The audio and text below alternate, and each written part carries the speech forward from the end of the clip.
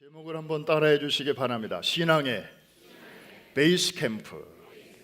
원래 이 베이스 캠프는 이 등산 용어이지요. 산을 타는 분들이 만들어낸 단어입니다. 그런데 요즘은 스포츠에서도 쓰고, 선수들이 전지훈련할 때 쓰고, 심지어 군사 작전에서도 이런 단어를 씁니다. 그만큼 이 컨셉이 굉장히 중요하다는 거죠.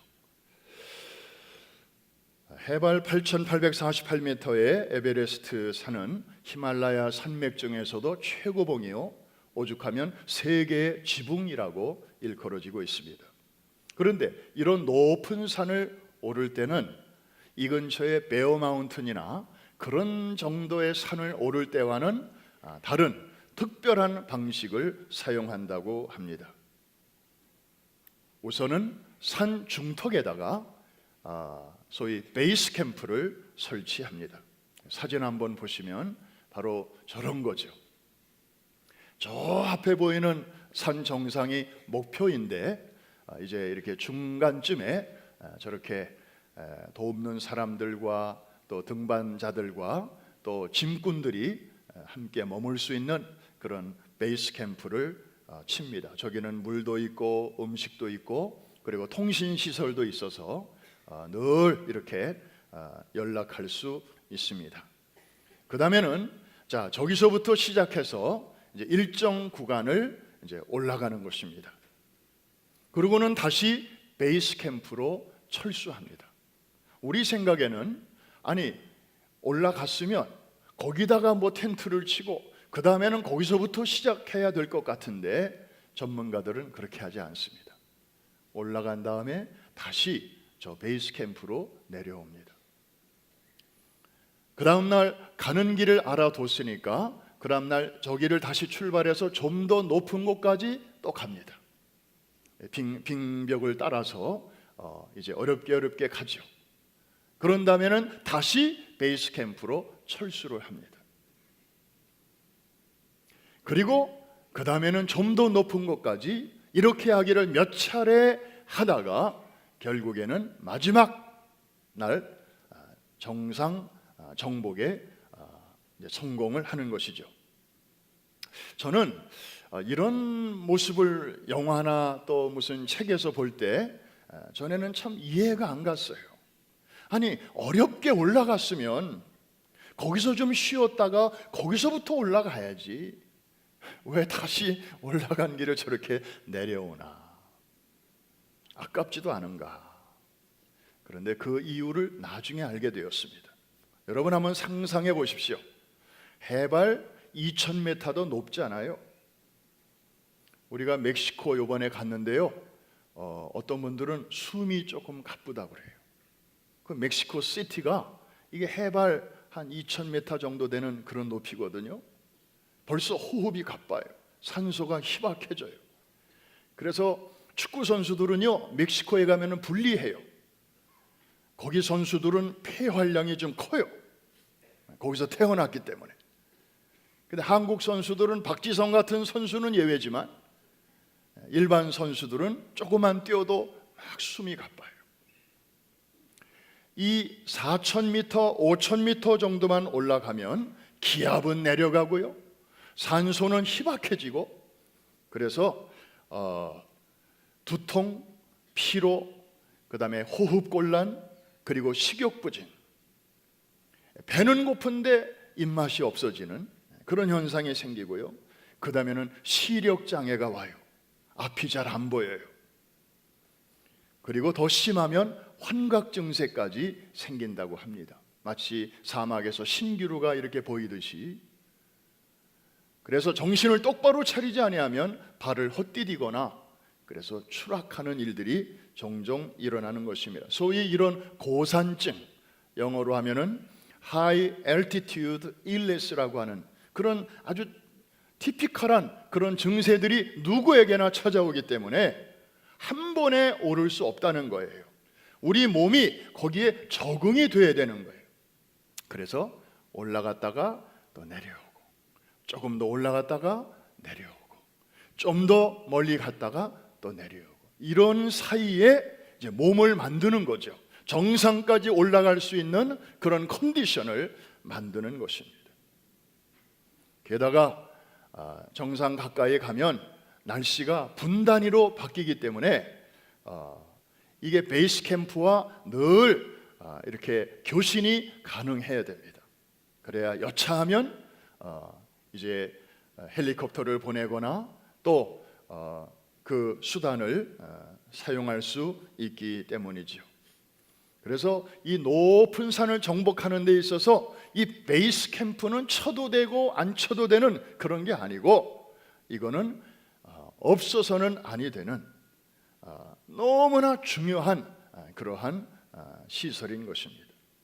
사랑하는 성도 여러분, 우리의 신앙생활도 어떤 면에서는 정말 사람의 힘으로는 감당하기 어려운 멀고 험한 그 산을 오르는 것과도 같은데, 우리에게도 베이스 캠프가 필요하지 않을까요?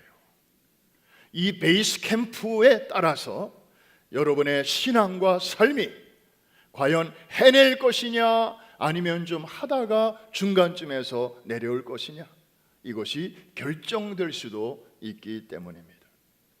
그렇다면 저와 여러분의 삶에 있어서 베이스 캠프는 과연 어디입니까? 살아가면서 발생하는 수많은 예상치 않은 문제들 앞에서 거기만 가면 새 힘을 얻을 수 있고, 거기만 가면 재충전을 얻을 수 있고, 거기만 가면 다시 승리할 수 있는 그러한 지혜를 얻을 수 있는 그런 헤드코라, 과연 어디인가 하는 것입니다. 놀랍게도 오늘 본문은 우리에게 그것을 알려주고 있습니다. 여러분, 여호수아와 이스라엘 백성들이 하나님이 주시기로 약속하신 가나안 땅을 이제 정복할 때 생각 없이 계획 없이 아무렇게나 한 것이 아닙니다. 하나님이 함께 하시니까 그냥 가기만 하면 돼, 저지르기만 하면 돼, 하나님이 다 알아서 해주실 텐데, 천만에요. 믿음의 세계는 인간의 무계획을 찬양하지 않습니다. 인간의 나태함도 용납하지 않습니다. 착각하면 안 됩니다. 여호수아는 철저하게 계획했습니다. 베이스 캠프를 설치한 것입니다. 그것이 오늘 본문이 우리에게 말씀하고 있는 중요한 원리입니다. 자, 여호수아 시대의 베이스 캠프 어디인가요? 두 글자. 한번 따라 하십시다. 길갈. 들어보셨죠? 한 번 더. 길갈.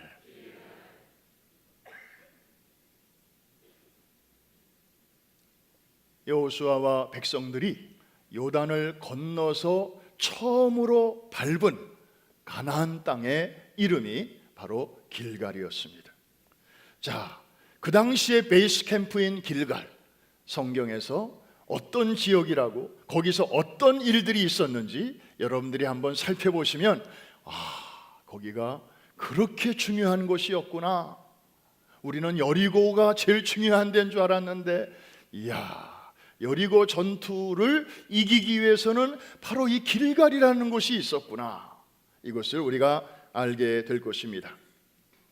첫째, 길갈에서 있었던 일은 요단강과 여리고 사이에 있는 땅으로서 이스라엘이 요단강을 건넌 후에 맨 처음에 진을 쳤던 곳이 바로 길갈입니다. 보이시죠?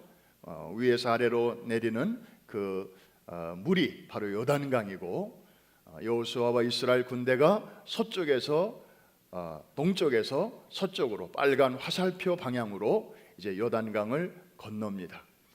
그래서 맨 처음에 수경한 곳이 바로 길갈이고, 저기에서부터 이제 군대를 잘 편성해서 여리고 전투를 하게 된 것이고, 또 저기를 중심으로 계속해서 서쪽으로 전진해서 가나안 땅을 차례로 정복하게 된 것입니다.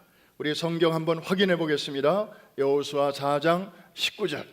우리 한번 큰 소리로, 읽으실 수 있는 분들은 눈이 밝을 때 우리 한번 큰 소리를 읽어보겠습니다. 시작. 첫째 달 10일에 백성이 요단에서 올라와 여리고 동쪽 경계 길갈에 뭐 했다고요? 오늘 설교 제목을 저기다가 갖다 붙이면 길갈에 뭘 쳤다고요? 베이스를 친 것입니다. 자, 저렇게 한 번 치고 만 것이 아니었습니다. 그 다음에 보면 계속해서 이제 저곳을 사용하게 되는데, 자, 두 번째, 이 길갈에서 있었던 일이 또 하나 나옵니다. 요단강 중앙에서 가져온 12개의 돌로 기념비를 세운 곳 역시 길갈이었습니다. 한번 보십시다. 그 다음 절 20절인데요 이번에는 우리 남자들이 요단강에서 이 돌을 갖고 왔기 때문에 우리 남자들이 한번 우렁찬 목소리로 저 말씀을 읽겠습니다. 준비 시작.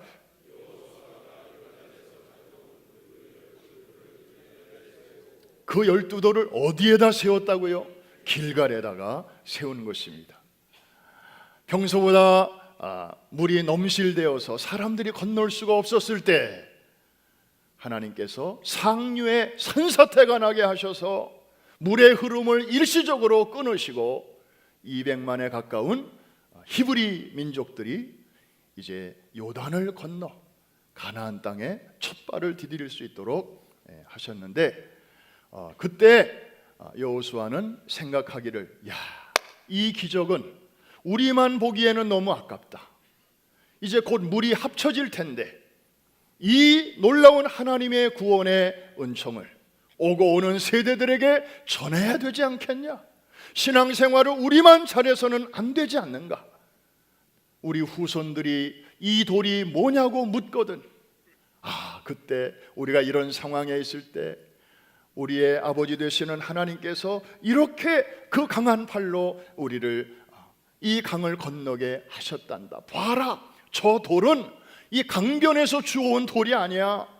저 돌은 저 흐르는 강 중앙 바닥에서 가져온 거야. 어떻게 그런 일이 가능할 수 있겠니? 하나님이 물의 흐름을 끊어주셨기 때문에. 그래서 이거를 후손들에게 가르치게 하기 위해서 그 유대인들은요, 이 하나님의 말씀을 마음에 새기고 지금까지도 가정에서 하나님은 이런 분이시다, 하나님은 우리 유대인들을 이렇게 사랑하신다, 그래서 애굽에서는 이렇게 하셨고 광야에서는 이렇게 하셨고 요단강에서는 이렇게 하셨다, 모일 때마다 가정에서 자녀들에게 그 본문을 읽으면서 가르치는 거예요. 그리고 회당에 가면은 회당에서도 또 토라를 펼쳐서 그 하나님의 구원 사건부터 시작하는 거예요. 10년 후에도 50년 후에도 100년 후에도 계속해서 우리 교회도 또 우리 가정에서도 다음 세대들에게 우리가 경험한 그 하나님의 은혜와 능력을 기회가 있는 대로 또 우리가 할 수 있는 대로 다음 세대들에게 잘 전수해야 할 책임이 우리에게 있는 줄로 믿습니다. 세 번째로 이 길갈에서는 할례가 행해졌습니다. 여러분, 이 할례는 하나님의 백성이라고 하는 외적인 표시이지요. 광야 40년을 지나면서 2세들이 태어났습니다. 이제 그들이 가나안 땅에 들어왔는데 그들에게는 말씀으로 언약은 주어졌지만 외적인 표시가 없었습니다. 그래서 하나님께서는 이 길갈에 진을 치고 있는 동안에 남자들에게 할례를 받게 하셨습니다. 자, 그 길갈의 지명의 유래를 하나님께서 직접 설명해 주셨는데 5장 9절 우리 같이 한번 읽겠습니다. 시작. 여호와께서 여호수아에게 이르시되 내가 오늘 애굽의 수치를 너희에게서 떠나가게 하였다 하셨으므로 그곳 이름을 오늘까지 길갈이라. 하나님은 이제 길갈의 뜻이 뭔가를 지금 풀어주시네요. 수레바퀴라는 뜻이고요. 명사로는, 동사로는 수레바퀴가 이렇게 굴러가니까 굴러간다, 그런 뜻입니다. 무엇이 굴러가게 하셨다? 애굽의 죄와 수치가 할례를 받음으로 굴러가게 하셨다. 그래서 이 길갈이라는 말을 발음해 보면 이게 이렇게 굴러가는 것 같지 않습니까? 길갈 길갈 길갈 길갈 길갈 길갈.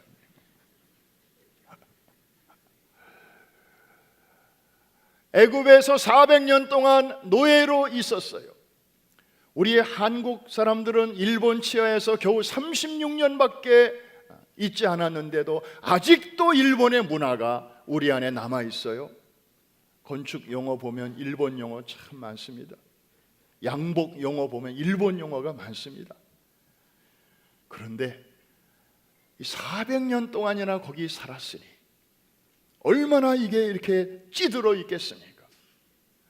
하나님께서는 그 새로 태어난 이세들에게 할례를 행하게 하심으로 이제 너희의 과거는 내가 다 굴려 보냈다. 너희는 이제 새로운 피조물이 되었다. 너희는 이제 자유인이다. 너희는 이제 내 백성이다. 나는 너의 아버지다. 이제부터 수많은 전쟁을 너희가 치러야 할 텐데 걱정하지 말아라. 두려워하지 말아라. 너와 나 사이에 이 언약이 있으니 이 언약이 살아있는 한 내가 너희와 함께 할 것이다. 할렐루야. 사실 인간적으로 보면 이 길갈에서 할례를 행한다고 하는 것은 자살 행위나 마찬가지입니다. 여리고가 코앞에 있습니다. 이제 큰 싸움을 앞두고 있습니다. 전열을 가다듬어야 할 때인데 할례를 행하라니. 남자들이 싸워야 되는데 그 남자들에게 할례를 행하라는 것입니다. 이건 싸우지 말라는 거예요. 만일에 이 첩보가 여리고 성에라도 누가 이렇게 밀고 해서 들어가면요, 지금 남자들은 다 아이고 그러고 있는데 저쪽에서 오면 이건 뭐 완전히 그냥 뭐 화살 하나 쏘지 않아도 그냥 전쟁 끝나는 거예요. 여러분, 우리가 그냥 책에 기록됐으니까 이렇게 생각 없이 그냥 대충 넘어가지만 그 당시에는 이게 얼마나 스릴과 서스펜스가 있는 일이었는지 몰라요. 믿음이 없이는 순종할 수 없는 거예요. 근데 하나님이 이렇게 말씀하시니 우리는 우리 할 일은 순종이다. 그 다음 일은 하나님이 책임져 주실 것이다. 이 믿음으로 저들은 할례를 행했습니다. 하나님은 저들이 뭔가를 하기 전에 저들이 누구인가를 먼저 알려주시고 분명히 하시기를 원하셨습니다. 지난주에 우리 성서대학 25주년 기념대회 강사로 오신 김진산 목사님 오셔서 제일 많이 반복하신 표현이 우리가 누구인가, 그 아이덴티티. 구약 성경은 우리가 누구인가를 말씀하시는 책이라면 신약 성경은 그 후에 우리는 그럼 어떻게 살 것인가를 보여주는 책이다. 참 지금도 그 표현이 이렇게 마음속에 빙빙 돕니다. 이 두 가지가 참 얼마나 중요한지 몰라요. 하나님께서는 이 길갈에서 우리의 과거, 죄와 수치, 노메로 왓, 여러분의 과거가 어떠하든지 간에 그거를 다 이렇게 지나가게 하시고 굴러가게 하시고 새로운 출발을 할 수 있도록 도와주셨는데, 하나님께서는 오늘날 우리에게는 예수 그리스도 안에서 예수를 믿고 세례를 받는 사람들에게 이 은혜를 허락해 주시는 줄로 믿습니다. 네 번째로 이 길갈에서 또 하나 중요한 사건이 있었습니다. 유월절을 지킨 것입니다. 여호수아 5장 10절 우리 한번 보십시다. 시작. 또 이스라엘 자손들이 길갈에 진쳤고 그달 14일 저녁에는 여리고 평지에서 유월절을 지켰으며, 유월절은 이스라엘 백성들이 마지막으로 지켰던 것이 40년 전이었습니다. 애굽에서 출발하는 해방되는 그 전날 저들은 유월절을 지키고 광야에서는 못 지켰습니다. 이제 저들이 가나안 땅에 들어온 직후에 하나님께서는 약속의 땅에서 유월절을 지키게 하신 것입니다. 어린 양을 잡고 그리고 그 피를 바르고 그 무교병을 먹고 그러면서 이제 하나님의 구원을 감사하는 그런 시간을 가졌습니다. 그때 그 다음 날부터 만나가 내리지 아니하였다. 그리고 그 땅의 소산을 먹게 하셨습니다. 여러분, 이 유월절은 장차 오실 예수 그리스도의 십자가의 모형입니다. 그래서 이제 이것이 이 사건을 통해서 하나님은 우리에게 뭐라고 말씀하십니까? 하나님이 이미 주신 축복의 땅을 우리가 이제 발로 밟아야 하는데, 그래서 발로 밟는 곳마다 너희의 것이 되게 하실 것인데, 이 믿음의 선한 싸움을 싸우는 데 있어서 십자가의 진리를 붙잡으라는 것입니다.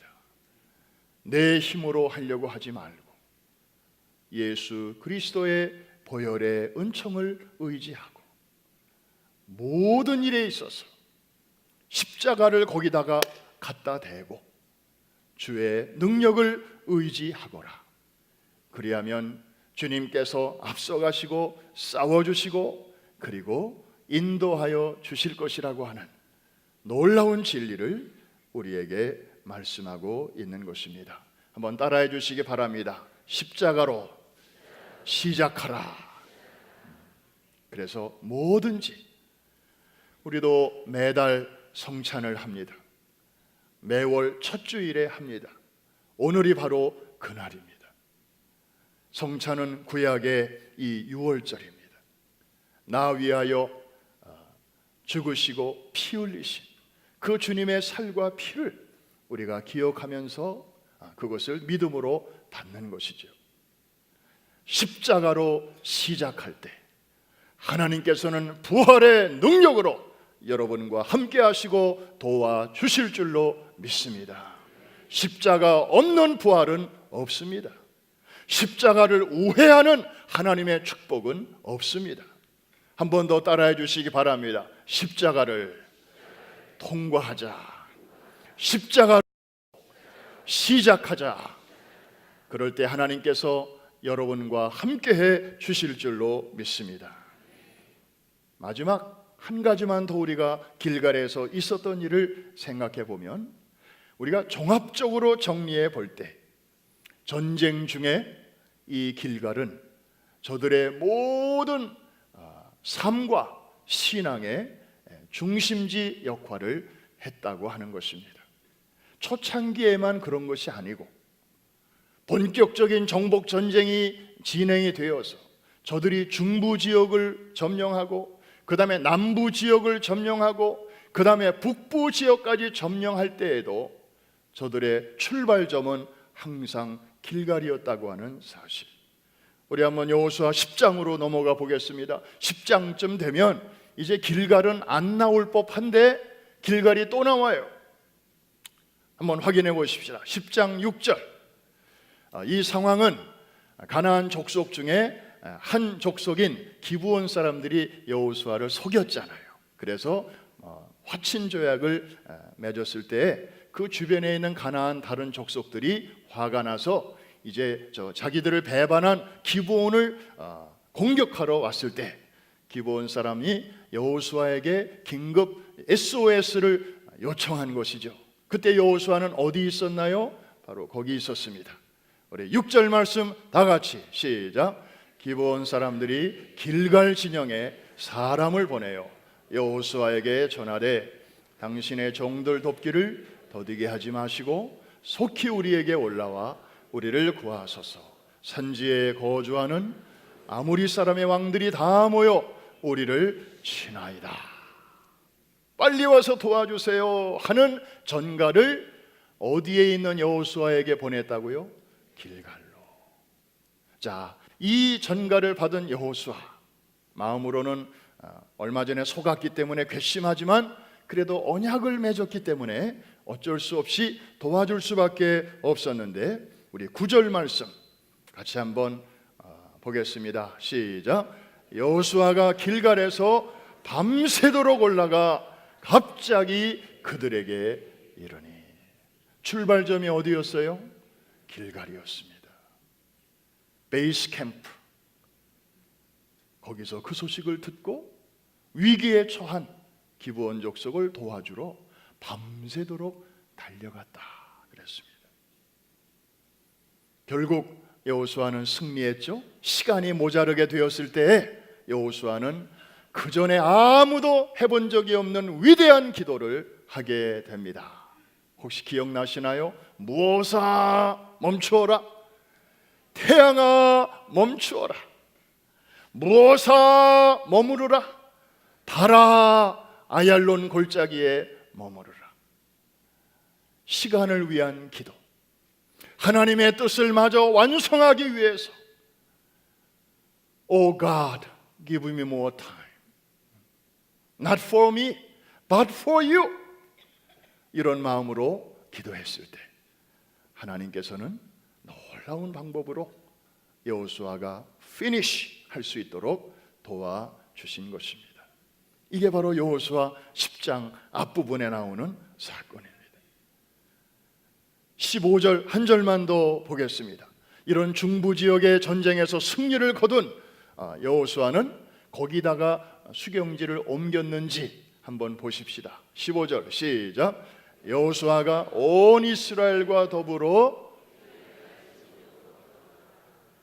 그때는 길갈이었는데 우리식으로 말하면 어디로 돌아왔다는 거예요? 베이스 캠프로 돌아왔다는 거죠. 사실 그 거리가 지금 버스로 이동하면 길갈에서 중부 지역까지 뭐 1시간 정도면 왔다 갔다 할 수 있는 거리예요. 그러나 그 당시에 그 많은 병력이 이동하기에는 가까운 거리는 아니었습니다. 베이스 캠프, 얼마나 중요한지 모릅니다.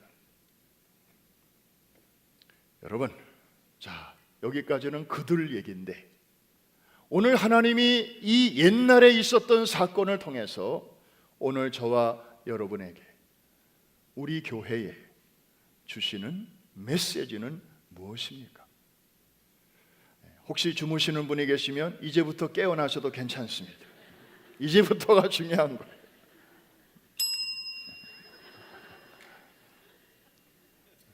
이전 것은 다 지나갔으니 괜찮아요. 이제부터 5분 10분이 중요합니다. 우리의 베이스 캠프, 아마 말씀을 지금까지 듣는 중에 많은 분들이 성령의 감동으로 우리의 베이스 캠프는 그게 아닐까? 이미 감이 오는 분들이 많이 계실 겁니다. 오늘 저는 2가지 베이스 캠프를 소개합니다. 그런데 이 2가지는 사실 하나로 연결되어 있습니다. 첫째는 교회입니다. 한번 따라하십시다. 교회가 내 삶의, 우리 모두의 베이스 캠프입니다. 공감이 되시면 아멘. 최근에 어떤 미국의 목사님이 교회에 대해서 하신 표현이 좀 이렇게 많은 사람들에게 회자가 되는 것 같습니다. 상당히 아주 촌철살인과 같은 그런 표현이기 때문일 것입니다. 이분의 표현은 이렇습니다. 교회는 처음에는 살아계신 그리스도를 중심으로 모신 남녀 성도들의 교제로 시작하였다. 그 후에 교회는 그리스로 이동하여 철학이 되었고, 로마로 가서는 제도가 되었다. 유럽으로 넘어가서는 문화가 되었고, 미국으로 넘어와서는 기업이 되었다. 지금 우리 통역하시는 데이빗 홍 전도사님이 그 원어를 영어로 지금 이 리시버를 이용하시는 분들에게 말씀하고 계실 것입니다. 이 표현은 리처드 헬버슨이라는 목사님이 1984년에 미국 장로교 총회에서 설교하신 내용 중에 나오는 표현입니다. 최근에 이 뒤에 한 문장이 더 붙었습니다. 한국 교회의 최근 상황과 관련해서 어떤 분이 뒤에다가 이런 문장을 덧붙였습니다. 한국에 와서는 대기업이 되었다. 대형 교회의 여러 가지 좀 어두운 면을 이렇게 좀 지적하는 그런 표현이기도 할 것입니다. 그러나 여러분, 어디로 가서 무엇이 되었건, 또 어디로 와서 또 어떤 모양이 되었건, 그런 표현과 관계없이 주의 몸 된 교회는 그 본질은 옛날이나 지금이나 전혀 변할 수 없고 변해서도 안 되고 변하지 않는 줄로 믿습니다. 주님의 교회의 본질은 무엇입니까? 우리가 구약의 성막 시대부터, 그리고 다윗 솔로몬 시대 성전 시대를 지나, 그리고 신약의 예수 그리스도 성전 시대를 또 지나서 이제는 주님을 모시고 사는 저와 여러분들이 이제 성전인 시대가 되었는데, 외형적인 형태는 달라졌지만 하나님이 생각하시는 교회는 어느 시대나 본질은 동일했습니다. 첫째, 교회는 하나님이 임재하시는 곳이었습니다. 자기 백성 가운데 기쁨으로 임재하시는 곳이 교회인 줄로 믿습니다. 그게 dwelling place예요. 성막이 그랬고, 성전이 그랬고, 예수님이 그러셨고, 이제 우리가 바로 그런 줄로 믿습니다. 두 번째로는 하나님이 자기 백성들을 만나주시는 장소, 그래서 성막을 회막이라고 했잖아요. meeting place. 성전이 그랬고 예수님이 그러셨고 이제 우리가 바로 성막 회막이 된 것입니다. 세 번째로는 우리의 모든 죄와 허물을 용서해 주시는 장소, forgiving place가 바로 이 교회입니다. 성막에도 사람들이 짐승을 끌고 와서 속죄 제사를 드릴 때 하나님께서는 그 짐승에게 심판을 대신 내리시고 죄를 범한 사람들에게는 용서를 해주셨어요. 동이 서에서 먼 것 같이 우리의 모든 죄과를 멀리 옮겨 주신 것입니다. 성막, 성전, 예수 그리스도, 그리고 우리 시대, 이게 바로 교회를 통하여 주시는 하나님의 은총인 줄로 믿습니다. 또한 성막은 하나님이 우리에게 친히 말씀하시는 곳입니다. 이렇게 설교를 통해서도 말씀하시고요, 구약 성경에 보면 하나님께서 모세와 아론을 통해서 백성들에게 축복하실 때에도 성막 앞에 모이게 하셨습니다. 그래서 교훈하시고 책망하시고 바르게 하시고 의로 교육하시고 십계명을 주시고, 그리고 나중에는 축복까지 하셨습니다. 민수기 6장에 보면은 여호와께서 내게 복을 주시고 평강 주시기를 원하노라. 그 유명한 구약의 축복의 내용이 다 회막 앞에서 백성들이 모인 자리에서 하나님께서 제사장들을 통하여 주신 것입니다.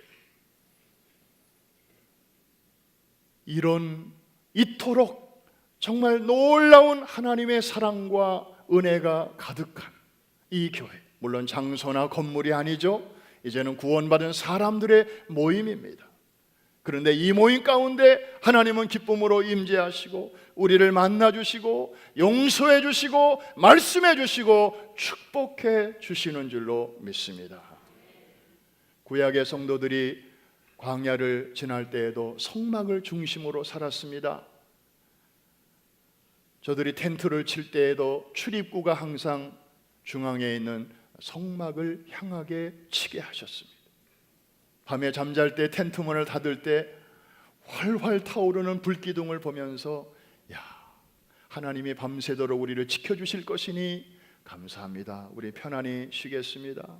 다음 날 아침에 동이 터서 텐트 문을 열자마자 또 하나님의 성막이 제일 먼저 눈에 들어오는 거예요. 그리고 움직일 때마다 그 성막 위에 구름 기둥이 쫙 앞장서는 것을 보면서 광야에는 길이 없지만 길 대신 하나님이 우리의 앞길을 인도하시니 오늘도 안전하겠구나. 저들은 머무를 때나 움직일 때나 항상 성막을 중심으로, 교회를 중심으로 살았습니다. 오늘 신약의 성도된 우리도 교회가 우리와 우리의 자녀들의 영적인 베이스 캠프가 되어야 할 줄로 믿습니다. 우리만이 아니라 우리 자녀들에게도 이걸 가르쳐야 합니다. 아이들이 대학 간 다음에도 교회를 중심으로 살아야 저들이 표류하지 않고 중심을 딱 잡고 자기들에게 주어진 그 삶을 주와 함께 걸어가게 될 줄로 믿습니다. 성경에 보니까 하나님께서는 시온에서 복을 주신다고 노래하고 있습니다. 시온은 그 당시 예루살렘 성전이 있는 곳을 문학적으로 표현하는 말이에요. 오늘날에도 하나님께서는 교회를 통하여 성도들의 각 가정에 놀라운 영적인 은혜와 그리고 살아가는 데 필요한 모든 축복을 내려주시는 줄로 믿습니다.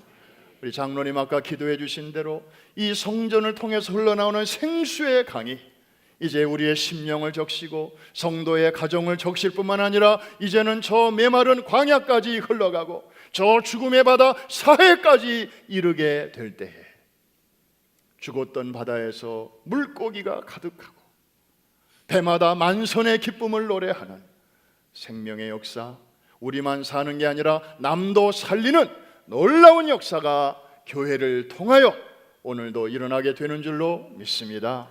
우리는 지난 여름에도 또 한 번 확인했습니다. 하나님이 이런 일을 기뻐하시는구나. 두 번째, 가정이 우리에게 베이스 캠프입니다. 5분 내로 마치겠습니다. 가정이 베이스 캠프입니다. 여러분, 오늘날 가정이 얼마나 소중합니까? 여러분, 어디 가서 가정처럼 편히 쉴 수 있겠습니까? 그냥 내복만 입고 있어도 부끄럽지 않고 집에까지 넥타이 가서 넥타이 메고 있을 그런 사람 있습니까? 바깥에서 이런저런 일로 많이 시달렸어도 즐거운 곳에서는 날 오라 하여도 라는 노래처럼 여러분의 가정, 하나님이 세워주신 가정, 그래서 거기서 뭐든지 다 얘기할 수 있고 또 계산 없이 서로를 위해서 도와줄 수 있고 그리고 기도해 줄 수 있는 하나님이 지상에 지점으로 설치해 주신 작은 천국, 우리의 가정이 아닙니까? 근데 오늘날 이 가정이 막 흔들흔들해요. 사단이 가만히 두질 않아요. 요즘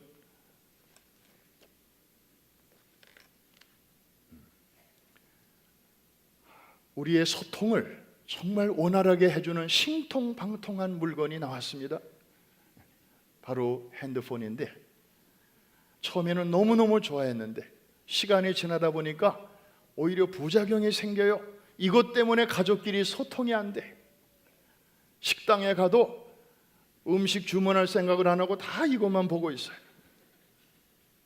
집에서도 2층에 자기 방에 들어가서 문 탁 잠궈버린 아들에게 밥 먹으라고 옛날에는 야 내려와 밥 먹어 그랬는데 이제는 카톡으로 아들 밥 먹어.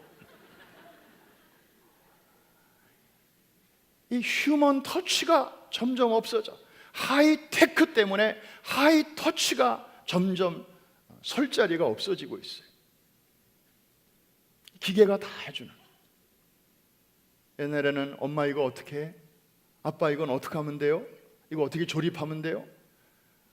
애들이 부모에게 물어봤잖아요. 이제는 안 물어봐요. 물어보긴 물어보죠. 근데 딴 데 가서 물어봐요. 다 이거로 물어봐요. 그러면 즉각 답이 오고요. 그리고 아주 종합적으로 답이 와요. 엄마 아빠보다 훨씬 빨라. 큰일 났어요. 그리고 점점 가정이.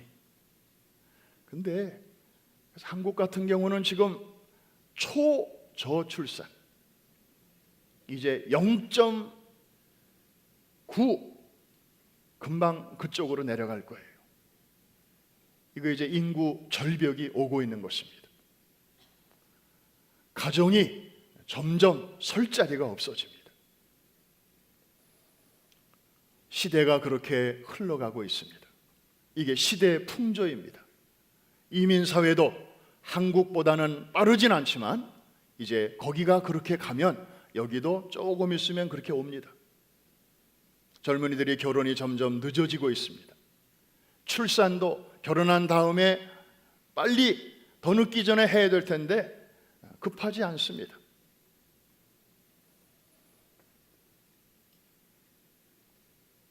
사랑하는 성도 여러분,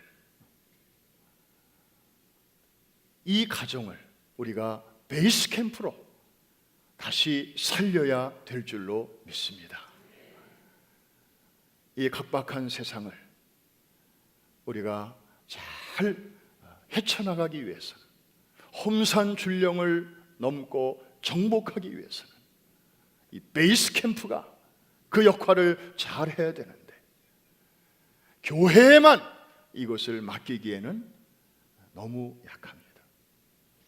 주일에는 교회가 이 일을 감당해야 되고, 주중에는 여러분의 교회가, 여러분의 가정이 베이스 캠프가 될 때 이 시대의 역풍을 우리가 잘 거스리면서 앞으로 전진하게 될 줄로 믿습니다. 그래서 우리 목회팀들이 지금 모여서 준비하고 있는 것이 하나 있습니다.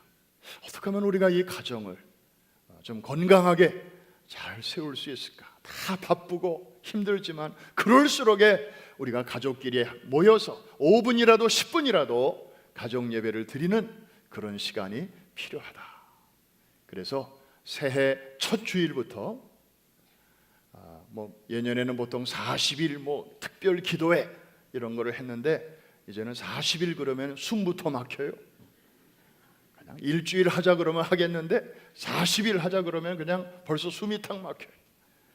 그래서 해보니까 한 중간쯤 가면 또 도루묵이 돼요. 그래서 연초부터 우리가 가정 예배를 매주일 단 5분, 10분이라도 자녀들과 함께 드릴 수 있도록 자료를 잘 준비해서 성도들에게 드리자. 송구영신 예배 때 이 자료집을 나눠드려서 13주 동안 가정 예배 행진을 좀 하면 좋겠다.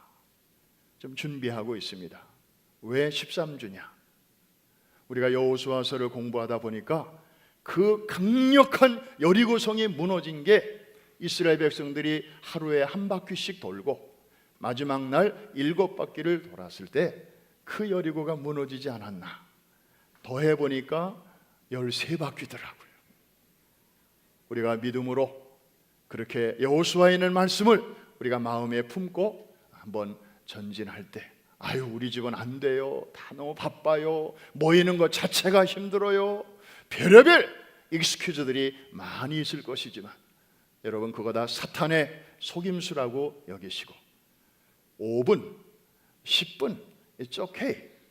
아침에 학교 가기 전에, 출근하기 전에 그렇게 모여서 하나님 말씀 읽고 그리고 돌아가면서 기도하고, 그러다 보면 제 속에 지금 무슨 고민이 있구나, 제 속에 무슨 걱정이 있구나 하는 게 그냥 조금씩 기도 속에 흘러나와요.